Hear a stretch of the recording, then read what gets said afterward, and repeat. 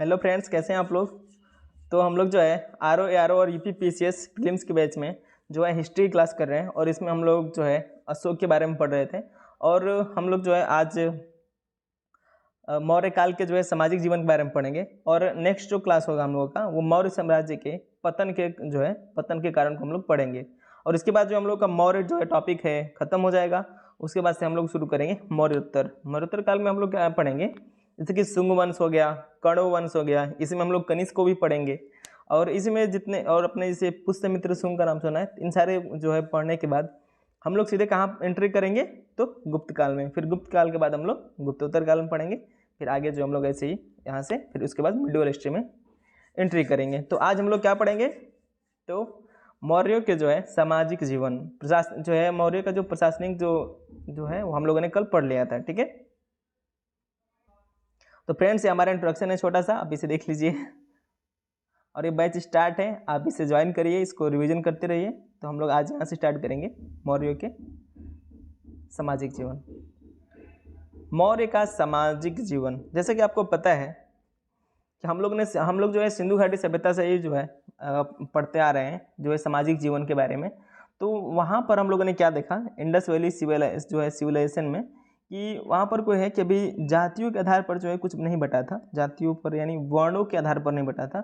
वहाँ पर जो है सामाजिक व्यवस्था बटी थी, लेकिन वर्गों के आधार पर। वर्ग का मतलब समझ रहे हैं, जैसे कि वर्ग है, जैसे कि एक जो है मान लीजिए पूरा भारत में एक टीचर का जो है एक वर्ग हो गया, ये किस वर्ग के हैं, तो ये अध्यापक वर्ग के हैं। ठीक है, जैसे एक डॉक्टर का एक वर्ग हो गया, ऐसे ही शिल्प जो है का वर्ग हो गया, एक मजदूरों का वर्ग हो गया, एक मजदूर वर्ग जिसे कहते हैं। तो इस तरह वर्ग जो है हम लोगों को सिंधु घाटी सभ्यता में देखने को मिलते हैं। लेकिन हम लोग जैसे ही ऋग्वैदिक काल के बाद जब हम लोग वैदिक काल में आते हैं, तो यहाँ फिर क्या देखने को मिलता है कि अब क्या है कि जो ये वर्ग व्यवस्था है ना, इसे क्या कर दिया है, जन्म आधारित कर दिया गया है और इसमें वर्ण कर दिया गया है। ठीक है, यहाँ से वर्गों से रूपांतरित होकर किसमें पहुंच गया, वर्णों में। तो वर्ण कितने हैं, 4 वर्ण है, आपको पता है, क्षत्रिय, वैश्य, शूद्र।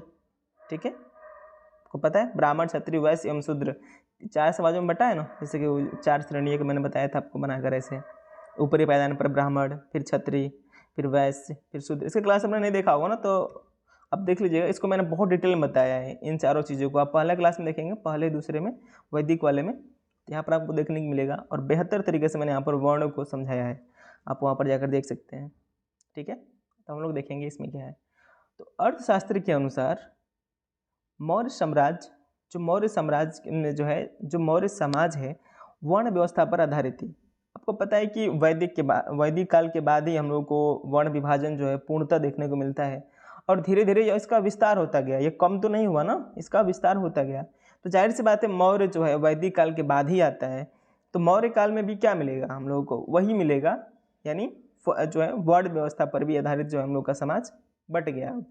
तो मौर्यों में कौन सी समाज थी, तो वर्ण व्यवस्था समाज थी। अब वर्णों का मतलब क्या है, यहाँ पर अब आपको जो है वर्णों में यानी 4 जो है जैसे वर्ण है, ब्राह्मण, क्षत्रिय, वैश्य एवं शूद्र में बटा हुआ मिलेगा। ठीक है, तो मौर्य काल में भी इन 4 वर्णों में विभाजित मिला था जो सामाजिक जीवन है। मेगास्थनीज की इंडिका के अनुसार समाज 7 वर्गों में विभाजित था। लेकिन आपको मैं बता दूं कि जो मौर्य जो साम्राज्य है ना, जो मौर्यकालीन जो समाज है, इसमें वर्गों की भी जानकारी मिलती है। इसमें 7 वर्ग जो है बताया गया है, किसमें, इंडिका में। तो पहला वर्ग कौन सा है, एक दार्शनिक वर्ग जो है, दार्शनिक वर्ग। ठीक है, सो वर्ग माना गया है, ठीक है ना, दार्शनिक वर्ग। आपको पता है दार्शनिक क्या करते हैं, जैसे फिलोसफर आपने सुना होगा, रूसो, कांट, ऐसे बहुत सारे जो हैं आपने सुना है। तो ये लोग जो है दार्शनिक होते थे, जो क्या है कि साम्राज्य को जो है एक नई दिशा में बताने की जो है प्रयास करते थे, और मौर्य को जो है एक नई ऊंचाइयों पर ले जाने का जो है दार्शनिकों का एक प्रयास रहा होगा। ठीक है, इसी तरह एक कृषक वर्ग मिला है, जो कृषि करते हैं उसे कृषक कहा गया है। इसी तरह योद्धा वर्ग मिला है, जो युद्ध में क्या करते हैं, जो है युद्ध करते हैं। ठीक है, जैसे आज हम लोग के पास क्या है, सोल्जर, जैसे कि इंडियन आर्मी हो गया, इंडियन नेवी हो गया, इंडियन एयरफोर्स हो गया, ये सब क्या है, तो सोल्जर हैं, योद्धा हैं। युद्ध होने पर क्या होगा, ये लोग लड़ेंगे, लेकिन योद्धा।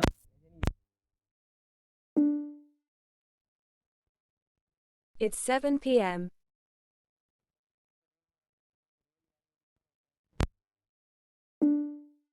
It's 7 p.m. को एक वर्ग में बांट दिया गया, निरीक्षक वर्ग। सभासद आपको पता है, ठीक है। सभासद मतलब समझ रहे हैं ना, आज के मान लीजिए एक तरह से सांसद की तरह जो अपने एक जो है उस तरह का नेतृत्व करते हैं, उसी तरह यहाँ पर सभासद का भी एक वो वर्ग बनाया गया।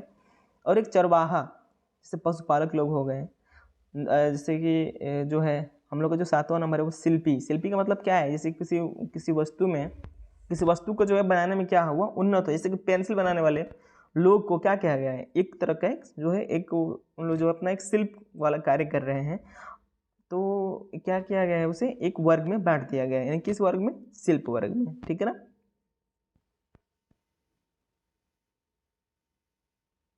समाज में वर्ण व्यवस्था का कठोरता से पालन किया जाता था।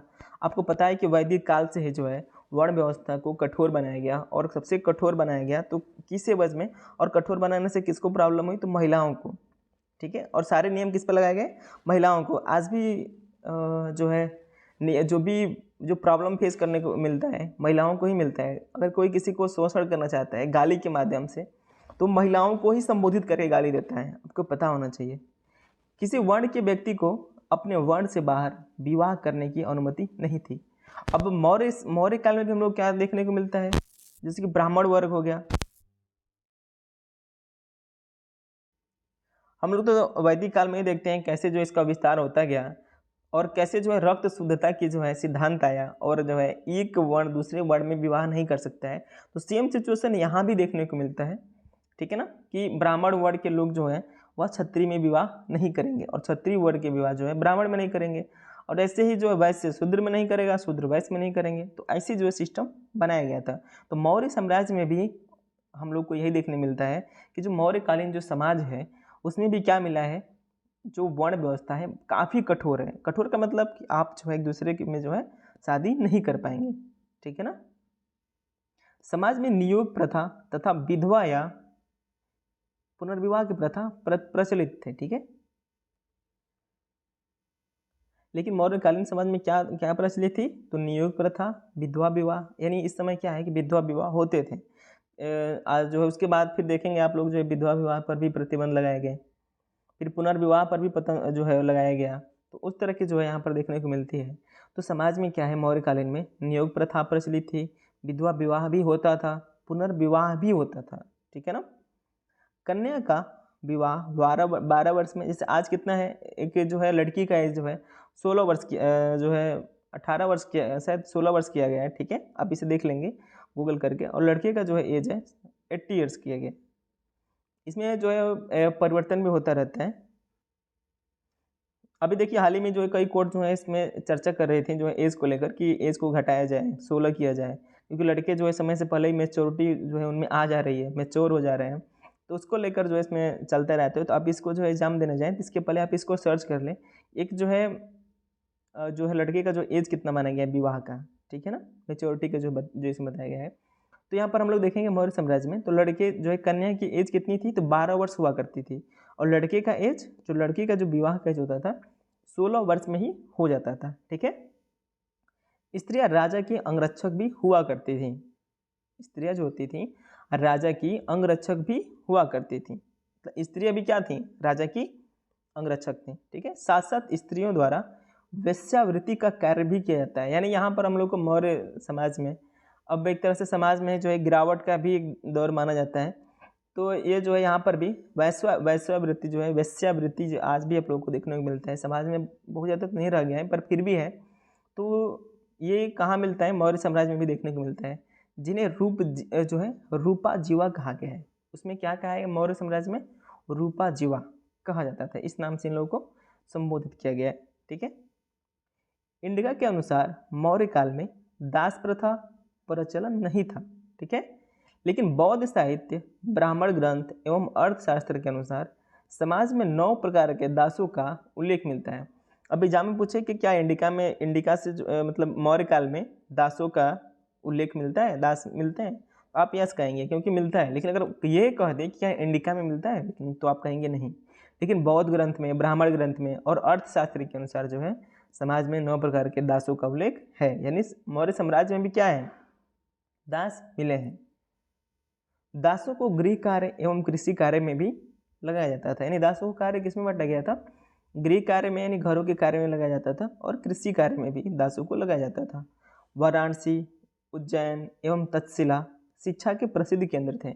मौर्य साम्राज्य में जो वाराणसी है, आज का जो वाराणसी है, उज्जैन है, जो तक्षशिला है, तो ये जो है शिक्षा के क्या थे, प्रसिद्ध केंद्र थे, यानी जो है उच्च यहाँ पर शिक्षा जो है मिलती थी। ठीक है, जो फेमस थी। अब हम लोग यहाँ पर एग्जाम में पूछता है बंदरगाहों के बारे में, तो मौर्य काल के जो हम लोग, तो यहाँ से हम लोग क्या क्या कवर हो चुका हम लोग का, मौर्य काल का सामाजिक जीवन। इतना कर लेंगे ना तो आपका जो प्रीलिम्स का जो एग्जाम है तो वहाँ पर आप इससे अछूते नहीं रह जाएंगे। आप जो है एग्जाम जो है एक बार दो बार पढ़े रहेंगे तो आप एग्जाम को कर ले जाएंगे। बाकी आपको जो है किताब भी पढ़नी चाहिए, आपको एनसीईआरटी की भी क्लास देखनी चाहिए। एनसीईआरटी क्लास आपको इसी पर मिल जाएगी, मॉर्निंग में 7 बजे जो है डेली क्लास होती है, आप उसे देख लेंगे, या फिर आप कहीं और से भी क्लास कर सकते हैं, पर आपको कहीं से भी करिए, आपको पढ़ना उद्देश्य है। ठीक है, तो हम लोग प्रमुख बंदरगाह के बारे में देखेंगे। जो है भारत जो है उस समय मौर्य काल के प्रमुख बंदरगाह कौन कौन से रहे हैं। मौर्य काल में ताम्रलिप्ति, भरूच एवं सोपारा प्रमुख बंदरगाह थे। आपने कई बार नाम सुना होगा भरूच का और सोपारा का। तो यहाँ पर कौन से हैं मौर्य काल में, 3 जो यहाँ पर देखने को मिले हैं, ताम्रलिप्ति, जो है भड़ोच भी कहा जाता है, भरूच भी कहा जाता है, और सोपारा। ठीक है ना, मैप में आप देखेंगे तो गुजरात में क्या मिला है, तो ये जो भड़ौच है कहाँ है, तो गुजरात में है। ये भड़ौच को क्या कहा गया, इसको मृगकिच भी कहा गया है। ठीक ना, मृगकुच से भी याद रखेंगे, कच्छ का रण के जैसा से आप इसे याद कर सकते हैं। ठीक है, जो ताम्रलिप्ति जो बंदरगाह है तो कहाँ मिला है, इस समुद्र किनारे यानी बंगाल के पास मिला है। और जो चौथा जो हम लोग जो तीसरा जो है सोपारा है, तो ये कहाँ मिला है, महाराष्ट्र में मिला है। तो महाराष्ट्र से क्या मिला है, सोपारा मिला है। इन तीनों चीज़ों को याद रखेंगे। मैचिंग का जब एग्जामिनर जब क्वेश्चन बनाता है तो आपको यहाँ से देखने को मिल जाएंगे। अब यहाँ पे एक नोट देख लेते हैं। पण मौर्य की राजकीय मुद्रा थी। मौर्यों की राजकीय मुद्रा क्या थी, तो पण थी। ठीक है, इसी से अधिकारियों के वेतन दिए जाते थे। आगे जैसे हम लोग पढ़ते जाएंगे ना गुप्त काल में, फिर गुप्त के बाद हम लोग जैसे पढ़ेंगे अरब संगम काल के बारे में, तो यहाँ पर देखते रहेंगे जो है कैसे जो है मुद्राओं का प्रचलन बढ़ा है, मुद्राएं पर जो है जो भी जो कलाकृतियाँ की जाती हैं, सारी चीज़ें हम लोग को पढ़ना है। जो है फिर कैसे कैसे विकास हुआ मुद्राओं में, और आज हम लोग के पास कैसे आज की मुद्रा जो है हम लोगों को प्राप्त हुई है। ठीक है ना,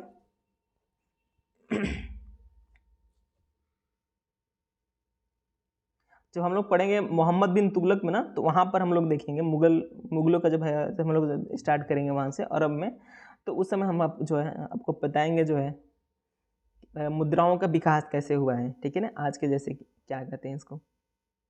इसके अतिरिक्त जो है काकड़ी, धरण, शतमान, कर्षणपन, मासक इत्यादि सिक्के भी प्रचलित हैं। यहाँ पर इतने सारे सिक्के हैं। ठीक है ना, आप इन सिक्कों को भी याद रखेंगे। एग्जाम में पूछे कि जो है काकड़ी सिक्के किस काल से संबंधित है, किससे संबंधित, तो मौर्यों से संबंधित है। मौर्य कला के बारे में देख लें। यहाँ पर मौर्य कला सामान्यतः तो 2 भागों में विभक्त थी। कौन कौन सी, राजकीय और लोक कला। तो हम लोगों ने अभिलेखों के बारे में पढ़ा है, स्तंभों के बारे में पढ़ लिया है, स्तूप के बारे में भी पढ़ा है अशोक के, तो आप यहाँ से ये देख लेंगे।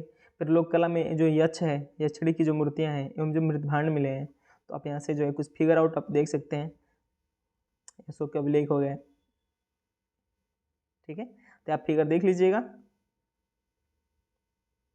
सारा मैंने पढ़ा दिया है पहले ही, या यहाँ पर आप इसको भी जो है यहाँ से देख सकते हैं। इसका अगर PDF चाहिए आपको तो आपको टेलीग्राम पर मिल जाएगा, इसी चैनल के डिस्क्रिप्शन में आपको जो है उसका लिंक मिल जाएगा टेलीग्राम का, तो वहाँ से ज्वाइन कर सकते हैं। ये जो है यक्षिणी है, जो दीदारगंज से प्राप्त हुई है, यक्षिणी की मूर्तियाँ हैं। ठीक है, तो फ्रेंड्स जो है इस मौर्य के जो सामाजिक जीवन में जो है हम लोग को मात्र इतना ही मतलब पढ़ना है। इतना पढ़ लेंगे तो आपके जो है प्रीलिम्स के लिए जो है बेहद उपयोगी हो जाएगा। इसके बाद हम लोग क्या स्टार्ट करेंगे, मौर्यों के पतन का कारण। तो हम लोग इसके बाद जो है नेक्स्ट लेक्चर में हम लोग मौर्य के पतन का कारण पढ़ेंगे। उसके बाद से हम लोग सीधे आ जाएंगे गुप्त काल पर। ठीक है, गुप्त काल में हम लोग हर्षवर्धन को पढ़ेंगे, जो यहाँ का, फिर समुद्रगुप्त मिलेंगे, फिर उपगुप्त मिलेंगे, बहुत सारे गुप्त मिलते हैं, उन चीज़ों को हम लोग देखेंगे। तो फ्रेंड्स आज क्लास में इतना ही। Thank you, bye bye.